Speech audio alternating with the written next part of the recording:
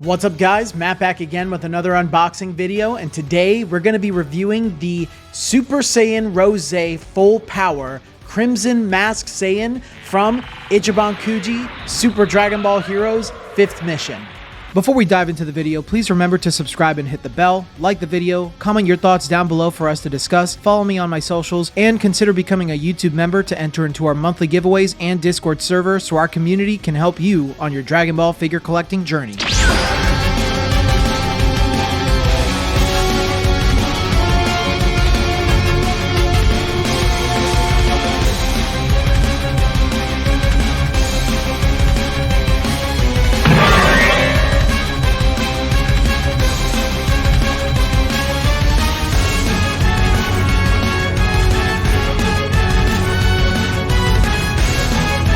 This figure is based on the Crimson Masked Saiyan from Super Dragon Ball Heroes. The figure itself is based on Super Dragon Ball Heroes promo anime episode 38 when the Crimson Masked Saiyan transforms into his new form. This figure is an Ichiban Kuji release, so if you'd like to learn more about Ichiban Kuji, check the video in my description below to learn more about it. If you're interested in buying this figure, check the other video in my description below to learn the best places to shop. This figure was released on December 16th, 2023 in Japan, along with the rest of the Ichiban Kuji set. The Crimson Masked Saiyan stands at about 11 inches tall, weighs 3 pounds 6.4 ounces in box, weighs 2 pounds 6.7 ounces on his own, and the figure comes whole with his support.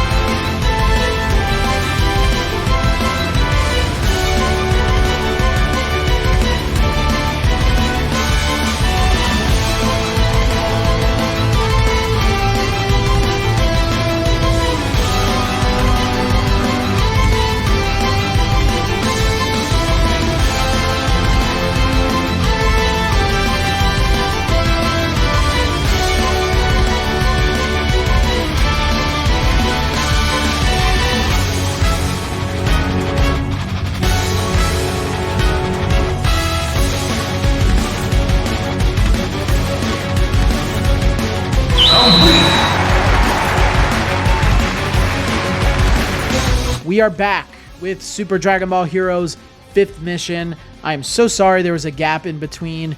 I think I did one or two reviews, and now I have the other two coming out. I had Prize A, Crimson Masked Saiyan. I wanted to wait until my last one prize got here, which was with Broly, so sorry for the delay. Like I said before, December's the worst month for me because everything just takes really long to get here, even with expedited shipping.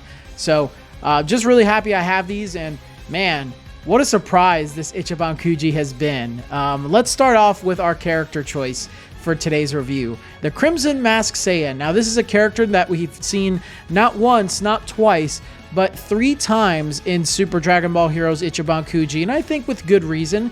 Goku Black is a very popular character. I've said this recently in my Goku Black review from Koko ni Kiwamariri.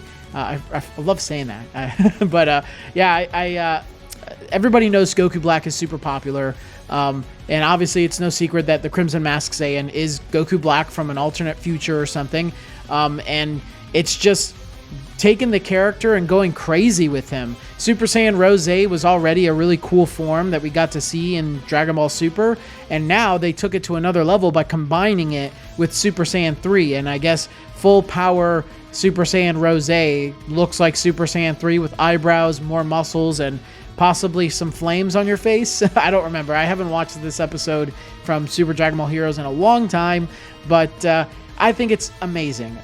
Super Saiyan 3 personally is my favorite form in all of Dragon Ball. It's so cool, and to combine it with Rose and put it on this character with a couple tweaks. He even has a tail, which is awesome.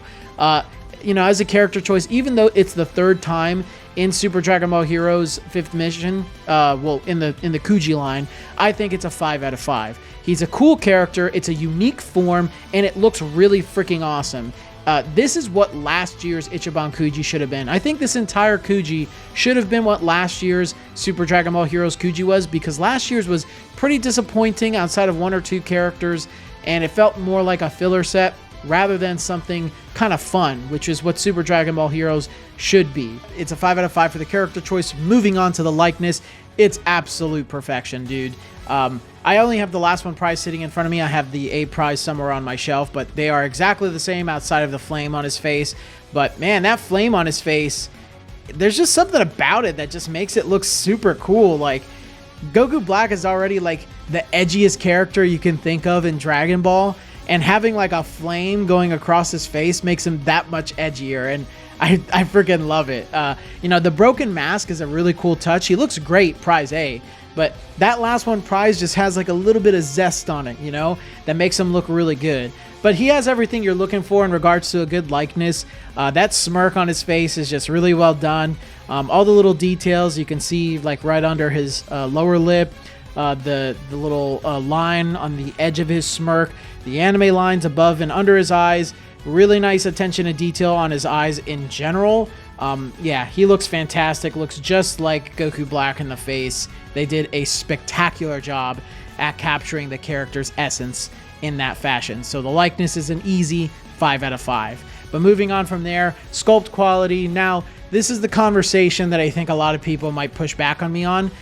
I understand his legs are recycled. In fact, it is the 3rd time that we've seen his lower body. But it's just his lower body, right? It's his upper body is brand new, and from the waist up, right? And they even added a little bit of extra on there. Like, his suit from before has been torn down and is like falling to the side or falling down on him, which I think is really cool. Like, I don't think a lot of people are even going to notice that his lower body has changed. And on top of that, they've improved the sculpt from last year's Super Saiyan 3 Rosé. Last year's Super Saiyan 3 Rosé has this awful support for his hair. And mine doesn't even stay connected because it's 2 pieces. It's like a little stick and a little base.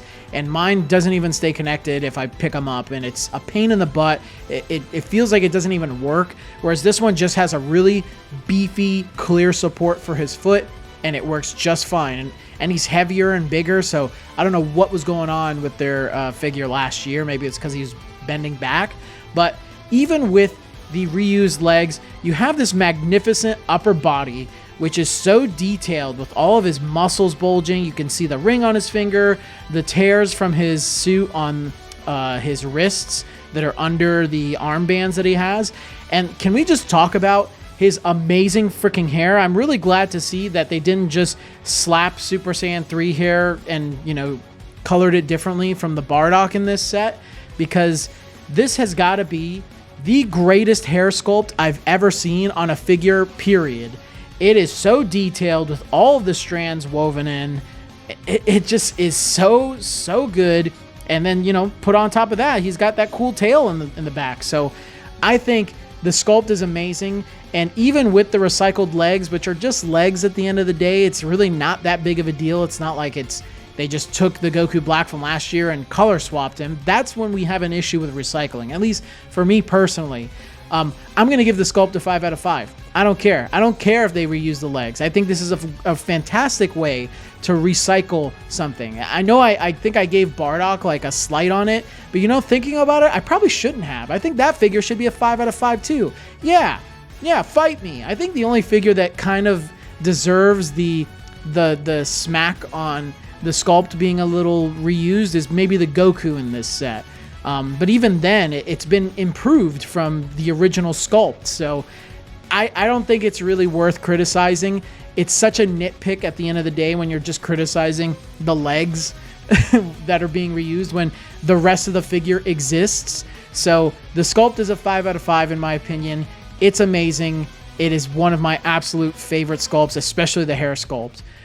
Paint and shading is also off the chain, dude. The shading is mostly noticeable on his hair.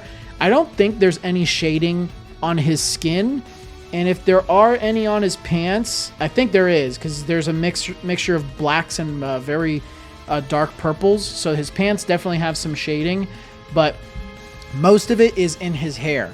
Lots of pinks, lots of dark pinks, lots of light pinks. It kind of almost goes out to a white.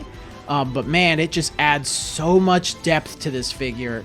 You can really see it on his hairs that are sticking up at the top of his head in front of his face. It just looks so good. No shading on his skin is whatever. He still has that level of detail that you look for on an Ichiban Kuji figure, and the colors just really pop. The paint for the flame on his head is more of like a translucent thing. So it's not really paint. It's like an orange translucent effect that's on his face. So that's a really nice touch too, dude. Just like a very unique figure. So paint and shading, in my opinion, is also a 5 out of 5. And then finally, size and scale.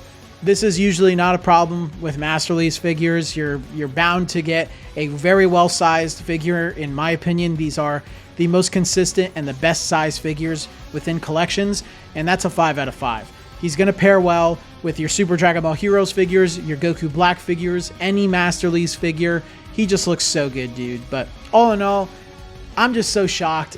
I'm so shocked that I'm like falling in love with this Super Dragon Ball Hero set, and I think a lot of people are too.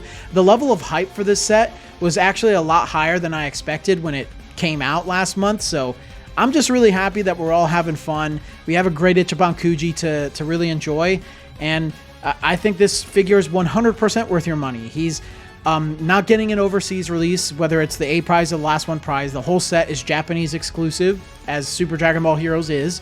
But I do recommend hopping up on eBay, Zen Market, or Buy, looking for this and picking him up, because he's definitely a 5 out of 5.